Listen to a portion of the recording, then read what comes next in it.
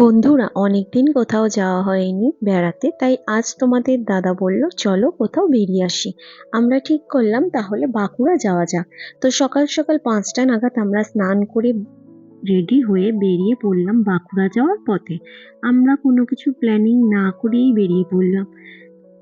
জানো তো বন্ধুরা, আমরা একটাই বড় সমস্যা, যখনই কোনো জায়গায় প্ল্যানিং করি, বেরোবো ভাবি, আর সেখানে আর যাওয়া হয় না। হয়তো এটা শুধু আমাদেরই প্রবলেম না, তোমরাও কখনো না কখনো এই সমস্যাই ফেস করেছো, তাই না? চলো, আমরা তো অনেক দূর পৌঁছে গেছি। এখন হয়তো আমরা জয়পুর ফরেস্টের দিকেই আছি। তো দেখো, সুন্দর একটা পথ ধরে আমরা যাচ্ছি। তো আমি, তোমাদের দাদা, ওর একটা বন্ধু, সবাই মিলে চলে গেছিলাম। তো ওর বন্ধুটা একটু কাজের জন্যই গিয়েছিল, কিন্তু আমরা গেছিলাম ঘুরতে। তো বন্ধু কাজ মিটিয়ে আবার সবাই আমরা একসাথে একটু ঘুরলাম। তো বন্ধুরা, আমরা অনেকটাই ঘুরেছি, কিন্তু কোথাও সেরকম ভাবে মানে এদিক ওদিক যাওয়া হয়নি, কারণ আমরা তো হঠাৎই এসেছি, সেরকম ভাবে তো প্ল্যানিং করে আসিনি। তো সব জায়গায় মোটামুটি যাওয়া হয়নি আমাদের। তো দেখো বন্ধুরা, আমরা এই হোটেলটাতে স্টে করেছিলাম। এই হোটেলটার নাম হচ্ছে বনফুল। তো হোটেলটা খুবই সুন্দর সাজানো গোছানো, এখানকার খাবার দাবারও মোটামুটি ভালো। কিন্তু এখানে একটা সমস্যা হলো, এখানকার রুমটা না খুবই ছোট। তো আমরা ঘুরে টুরে এসেছি যখন, তো আমাদের এখানে রুম ভাড়া নিয়েছে 1400 টাকা।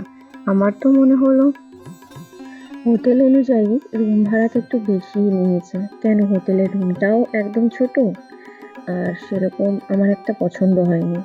তো দেখো, জায়গাটা খুবই সুন্দর, চারিদিকটা সুন্দর করে সাজানো, ছোট ছোট ফুল গাছ করা। আবার এখানে দেখো, আবার এখানে আই লাভ বনফুলও লেখা আছে, সুন্দর করে কুড়ে ঘরের মতন যেমন গ্রামের দিকটায় হয়, সুন্দরভাবে সাজানো। তো আমার রুমগুলোর থেকে বেশি বাইরের দিকটাই পছন্দ হয়েছে। তো চারিদিকটা ঘুরে দেখলাম। এটা হচ্ছে পেছনের দিকটা। এখানে ছোট ছোট বাচ্চারা খেলাধুলাও করছিল, আবার অনেকে ফটো তুলছিল। সুন্দর গার্ডেনটা সাজানো এখানে, তো সুন্দর লাগছিল দেখতে পরিবেশটা।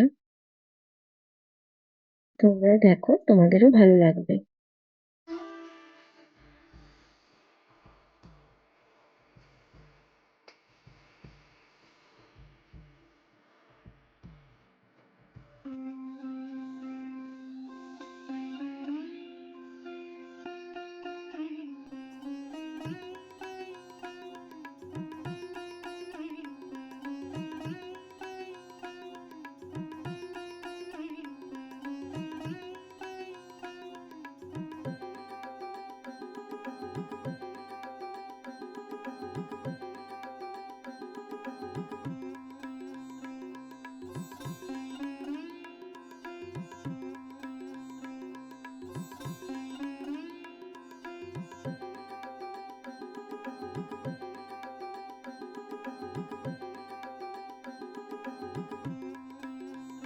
বন্ধুরা, তোমাদেরকে একটা কথা বলতে চাই। এখানে আসার আগে আমরা বিষ্ণুপুর হয়ে এসেছি।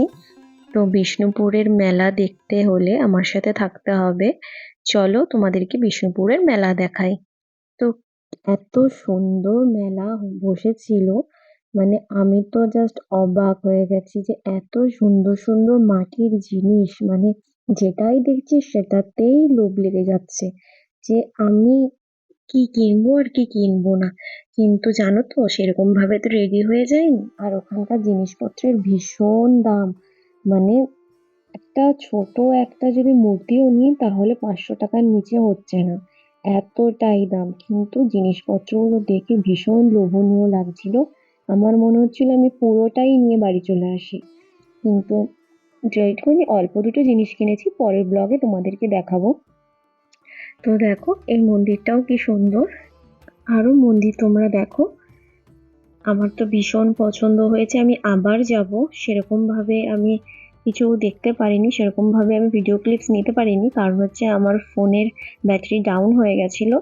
তো এই যে মায়ের মূর্তি, দারুণ সুন্দর দেখতে, ভীষণ ভালো লেগেছে আমার। তো আমি বাঁকুড়া যাব এরপরে আবার, যেদিন আমি সুন্দর সুন্দর ভিডিও তোমাদের সামনে দেখাবো।